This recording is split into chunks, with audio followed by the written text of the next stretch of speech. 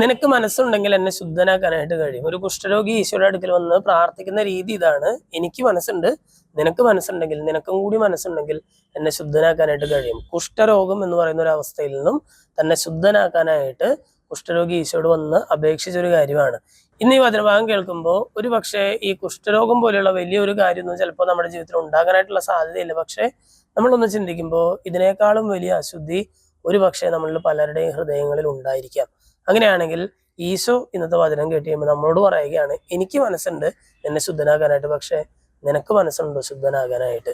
സുവിശേഷഭാഗത്തിലെ കുഷ്ഠരോഗിക്ക് താൻ ശുദ്ധനാക്കപ്പെടണമെന്ന് അവന് ആഗ്രഹമുണ്ടായിരുന്നു. അതുകൊണ്ട് ഈശോ പറയുകയാണ്: എനിക്കും മനസ്സുണ്ട്, നിനക്ക് ശുദ്ധി വരട്ടെ എന്ന് പറയുമ്പോൾ അവിടെ അത്ഭുതം സംഭവിക്കുകയാണ്. ഇത് വചനഭാഗം കേട്ട് കഴിയുമ്പോൾ ശുദ്ധനാക്കപ്പെടാനായിട്ട് നമുക്ക് മനസ്സുണ്ടോ എന്നുള്ളതാണ് ചോദ്യം. നമ്മളെ ശുദ്ധനാക്കാനായിട്ട് ദൈവത്തിന് എപ്പോഴും മനസ്സുണ്ട്. ഇനി നമ്മളും കൂടി മനസ്സ് വെച്ചാൽ നമ്മുടെ ജീവിതത്തെ വിശുദ്ധമായിട്ട് കൊണ്ടുനടക്കാനായിട്ട് സാധിക്കും. അതിനുള്ള ഒരു കൃപയ്ക്കായിട്ട് നമുക്ക് പ്രാർത്ഥിക്കാം. ദൈവം നമ്മെല്ലാവരെയും സമൃദ്ധമായിട്ട് അനുഗ്രഹിക്കും.